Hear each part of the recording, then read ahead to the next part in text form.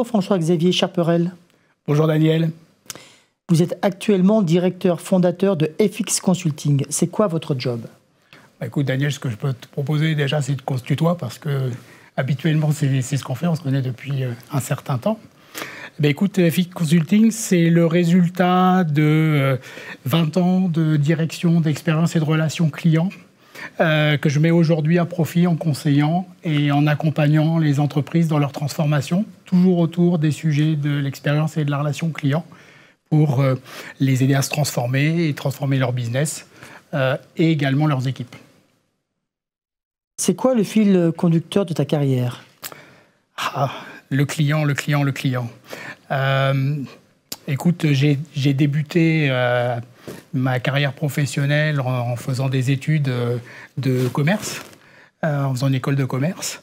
Et dans le cadre de ce parcours, en fait, j'avais la possibilité de faire l'apprentissage. Et donc, ça m'a permis d'allier assez vite, en étant très pragmatique, les sujets théoriques et puis les sujets de la vie de tous les jours en entreprise.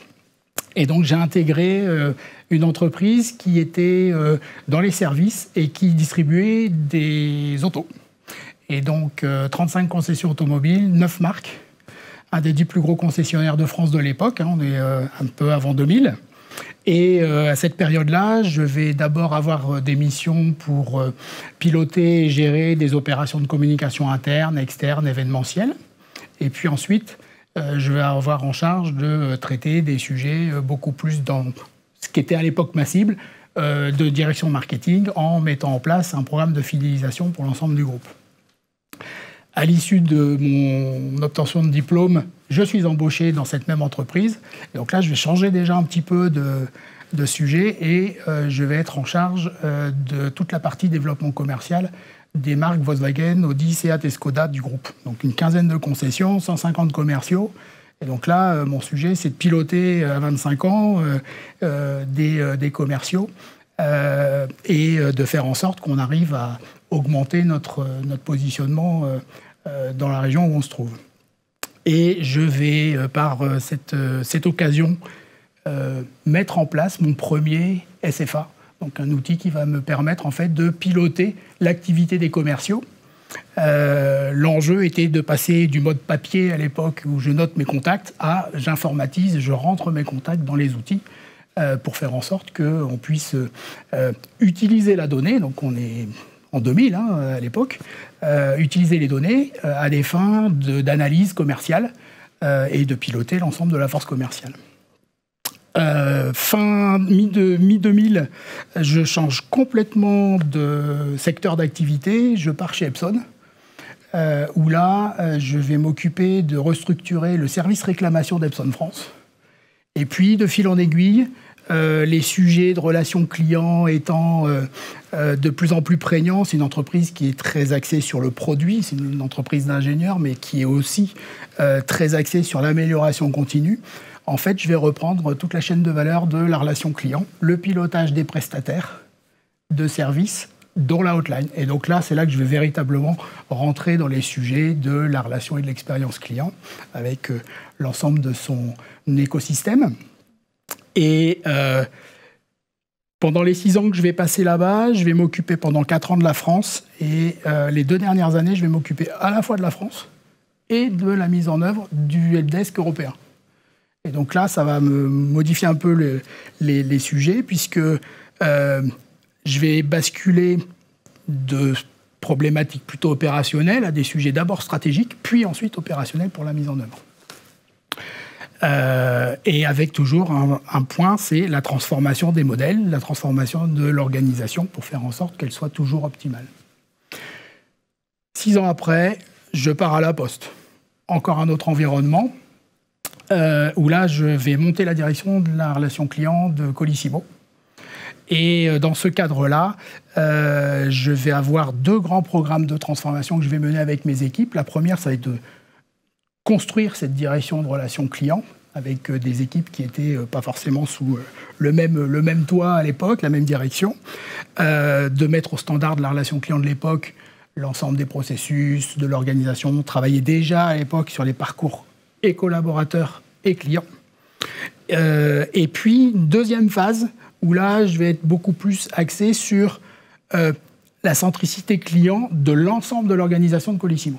Et donc là, l'enjeu, ça a été véritablement de basculer d'un modèle où on est très transactionnel, finalement on transporte un carton avec un code à barre d'un point A à un point B, à je transporte les Kinder de François-Xavier à Daniel en 48 heures. Donc ça change complètement l'approche qu'on peut avoir dans la gestion au quotidien des problématiques clients. En 2014, je vais quitter la Poste pour un tout autre environnement. Je retourne un petit peu dans l'automobile, je vais rentrer chez Oscaro.com. Donc c'est à l'époque le numéro 1 mondial, français, pardon, de la pièce détachée automobile. Et donc là, je vais m'occuper de mettre en œuvre toute la partie structuration de la France, puisque l'entreprise, qui a quelques années déjà, est un empilement organisationnel. Et donc là, il faut un peu homogénéiser, structurer l'organisation, les outils, les processus, au niveau très opérationnel. Et puis au niveau stratégie, de travailler sur des enjeux qui sont l'internationalisation de l'entreprise. Et donc de travailler sur une organisation qui permettra, du jour au lendemain, quasiment, de basculer d'un pays à un autre assez facilement. En 2017, je quitte Oscaro et l'ancien DG d'Oscaro m'appelle en me disant « Au fait, je suis en train de bosser en tant que consultant à l'Alliance Renault-Nissan. On est en train de construire quelque chose qui s'apparente assez fort à ce qu'on faisait chez Oscaro.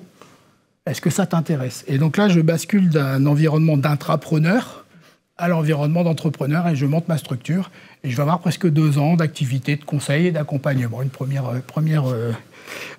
première expérience sur le sujet. Et de plus en plus, mes clients étaient B2B. Et en parallèle, je me faisais chasser. Et la concordance, l'alignement des planètes, on dira, a fait que chez Brink's, ils cherchaient à monter une direction de relations clients et à prendre en charge aussi toute la partie projet digitaux clients. Et donc, je suis parti chez Brink's, j'ai fermé ma structure et je vais basculer chez Brink's avec, pendant les 4 ans que j'ai passé là-bas, une période qui a été de monter cette direction, de la structurer, d'organiser, de mettre en place les outils. Et puis derrière, après le Covid, de travailler sur un nouveau programme stratégique qui était de transformer l'entreprise vers des services. Donc du transport de fonds au comptage, on basculait vers des services en accompagnant notamment un gros contrat qu'on avait gagné avec le groupe BPCE, qui est de piloter en BPO l'ensemble des automates bancaires du groupe BPCE. Voilà un peu l'histoire. Donc ce qui me conduit aujourd'hui, c'est finalement le client, la relation avec les autres, la transformation beaucoup des organisations dans lesquelles j'ai travaillé. 2 dates marquantes dans ta vie ? Il y en a une qui, sans rentrer dans les détails, est très importante pour moi. Ça a été la fin de mon premier job, le 24 décembre 1999, où mon patron se fait arrêter en flagrant délit de fuite parce qu'il faisait de la fraude à la TVA, à l'export, en vendant ses voitures. Donc ça marque un peu. C'est la première expérience professionnelle assez forte. Et puis une deuxième date, toujours dans l'ordre du professionnel, c'est plutôt là, j'en parlais tout à l'heure, le 2017, où en fait l'ancien DG d'Oscaro vient me chercher en me disant « mais passe d'intrapreneur à entrepreneur, il n'y a qu'un pas à faire et tu verras ». Et c'est vrai que c'était une aventure que je renouvelle aujourd'hui. Donc voilà. Tu rêvais de faire quoi quand tu étais enfant ? Je rêvais d'être pilote de chasse. Et c'est une époque où en fait mes parents étaient très souvent en lien avec des pilotes de chasse. On avait une base aérienne pas très loin de là où on habitait. Et en fait, ils venaient régulièrement à la maison. Et j'admirais en fait ce flegme, ce tact, cet à-propos, ce professionnalisme, et puis cette légèreté aussi qu'ils pouvaient avoir, alors que c'était parfois des sujets assez graves qu'ils devaient gérer. Et j'étais un fou de maquette. Et j'avais un ciel complet, toute la superficie de mon plafond de chambre était un ciel d'avion qui faisait différentes figures de bataille. Qu'est-ce qui t'a fait tomber dans la marmite de l'expérience client? Je pense que mon premier job dans ce groupe de concessions automobiles, ça a été un peu le début, parce que quand on revient un peu en arrière sur les années, on est dans les années 98-2000, et à l'époque, je vais te donner 2-3 exemples, mais c'était assez fort. Lors de la livraison d'un véhicule, il y avait l'effet de surprise. Toutes les voitures étaient bâchées. Donc pour le client, c'était « je découvre », que ce soit une voiture neuve ou d'occasion. Quand on faisait la mise en main de la voiture, à un moment donné, on ouvrait le coffre et il y avait un bouquet de fleurs pour madame. Dans le processus qui était mis en place, on avait encore des options. Donc on vendait des autoradios, etc. Et donc, l'objectif, c'était de faire découvrir aussi la concession aux clients, et donc qu'ils puissent revenir. Et donc de vendre des autoradios par le chef du magasin qui expliquait aussi comment se passaient les prises de rendez-vous, etc. Donc une découverte aussi de l'entreprise pour le client. Et à l'issue de cette livraison, on lançait des enquêtes de satisfaction. Déjà. Et pas loin d'un mois, 2 mois après cette livraison, en fait, le commercial retournait chez le client avec une bouteille de champagne. Et un des objectifs, c'était de savoir si tout se passait toujours bien, pouvoir faire les retours, et puis aussi d'essayer d'avoir quelques contacts, prospects possibles. Et finalement, quand on revient aujourd'hui, on n'est toujours pas très loin de tout ça.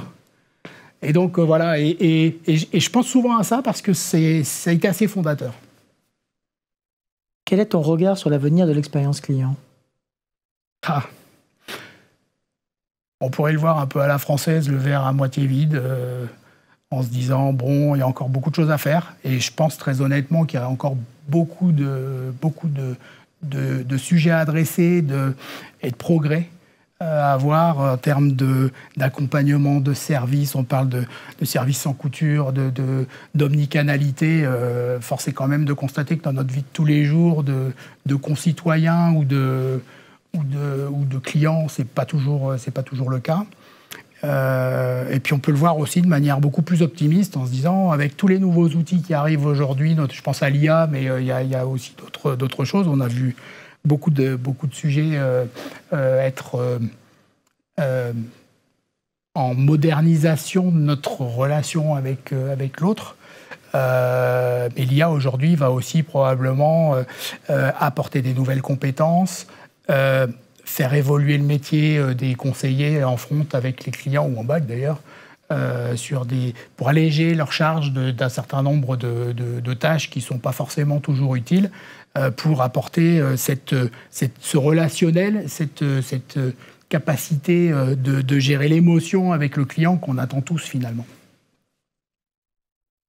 As-tu des regrets? Des regrets, oui, j'en ai. J'avoue que j'ai parfois été très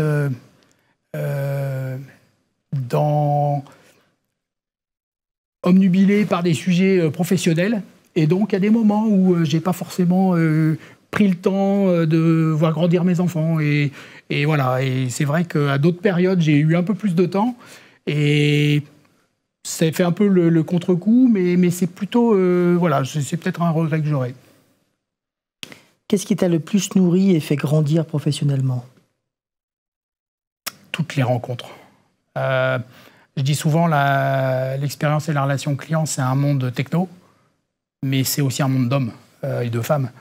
Et donc, dans ce cadre-là, finalement, on rencontre beaucoup de personnalités, beaucoup de compétences diverses et variées, que ce soit dans nos propres équipes d'abord, et puis aussi avec les prestataires qu'on est amené à rencontrer, etc. Et donc, c'est toute cette diversité qui, moi, m'intéresse, qui m'enrichit, et qui fait que, voilà, le lendemain, on n'est jamais le même que la veille. As-tu une belle expérience client à nous partager? Souvent, je prends cette image-là, mais tout à l'heure, tu vois, avant de venir, je suis allé au café, j'ai pris un café, on m'a dit bonjour. J'ai été servi, on est venu me poser ma commande tout de suite. On m'a proposé de payer tout de suite. Voilà, quelqu'un qui a vu que voilà, j'ai été peut-être dans un moment, une attitude qui faisait que elle a tout compris et tout a été fait bien rapidement avec le sourire. Voilà, c'est simple. Alors, tu es né la même année que le chanteur Robbie Williams. Alors, d'où vient cette énergie de création et de transformation? Ah. Je dis souvent la vie est rock'n'roll. Mais c'est un peu ça. C'est vrai que j'adore la musique. C'est un bon exemple, effectivement. Mais oui, je déborde d'énergie. J'aime bien... je suis peut-être un peu hyperactif. Mais voilà, j'aime découvrir, je suis curieux. Et donc, oui, ce rapport que tu fais finalement avec Robbie Williams me va bien. Alors, c'est quoi ton truc pour décompresser le week-end? Appuyer sur off. Alors c'est facile à dire, en tout cas sur les sujets professionnels. C'est-à-dire que j'ai toujours mis un point d'honneur à avoir 2 téléphones, etc., pour vraiment être capable de couper. C'est pas toujours le cas, mais en tout cas de pouvoir couper. Sachant qu'en plus on a un métier où on est assez vite rattrapé quand même. Tout à l'heure on parlait d'aller au resto, de faire un achat sur Internet le week-end. Bah, très vite on peut être rattrapé en disant tiens, au fait, moi, dans mon métier, la bonne pratique que je vois, nous, on ne l'applique pas. Donc, ce benchmark aussi permanent qui est en moi, voilà, ça peut très vite se réveiller. Donc, il faut être capable d'appuyer sur off. Qu'est-ce qui te motive à te lever le matin? Découvrir des nouvelles choses. C'est véritablement rencontrer des gens, découvrir, apprendre. Voilà, j'ai une soif de curiosité permanente. Et finalement, de laisser aussi venir un peu les choses. C'est bien de prévoir, mais à un moment donné, de laisser aussi venir les choses, de rencontrer, de rester ouvert à ça. Quels sont tes modèles dans la vie? Léonard de Vinci. Pourquoi? Parce que toute autre époque, et pourtant, ce que j'admire chez lui, c'est sa capacité d'imaginer en observant. Je parle souvent de bon sens à mes équipes. C'est un peu du même acabit, c'est-à-dire qu'à un moment donné, d'être en capacité de pouvoir imaginer des choses qui seront techniquement pas possibles à son époque, mais qui le seront bien plus tard, en observant. Je trouve ça fabuleux. Quel livre lis-tu en ce moment? Je lis le dernier Astérix. J'adore les BD. Et le dernier, honnêtement, est plutôt bien et d'actualité. Je t'encourage à le regarder. Ta musique du moment? Ma musique du moment, je dirais que j'en ai pas véritablement. Moi, ce qui m'anime, on parlait tout à l'heure d'énergie, mais voilà, moi, c'est plutôt rock and roll et plutôt hard rock. Mais je peux aussi écouter de superbes morceaux de musique classique. Donc, j'ai pas forcément quelque chose de bien défini, mais voilà, je suis plutôt, j'aime bien la musique. Quelle citation te correspond le mieux? Alors, je vais essayer de ne pas l'écorcher, mais j'aime bien la citation de Saint-Ex qui dit pour ce qui est de l'avenir, il ne faut pas le prévoir, il faut le rendre possible. Je trouve que c'est plutôt à la fois en lien avec notre métier, où finalement on est bourré de data, et donc on se dit, bah, tiens, qu'est-ce que je vais pouvoir prévoir, anticiper, améliorer? Et puis de l'autre côté, bah, il faut aussi laisser la place à l'imprévisible et à des sujets qui vont faire qu'à un moment donné, on l'a rendu possible, mais on ne l'a pas prévu. Quel message souhaites-tu laisser aux jeunes générations? Un message plutôt d'optimisme, d'exigence. On est dans un monde qui va vite, et je pense que de prendre le temps, c'est facile à dire, mais prendre le temps de garder aussi en mémoire ce qui s'est passé, ça me paraît important. Et puis toujours essayer d'être ouvert et de découvrir, et d'avoir une curiosité qui va aller vers l'autre et qui va permettre d'échanger et de comprendre les points de vue des uns et des autres. Qu'est-ce qui fait encore courir François-Xavier? Qu'est-ce qui fait courir François-Xavier? L'énergie. J'ai plein de projets en tête.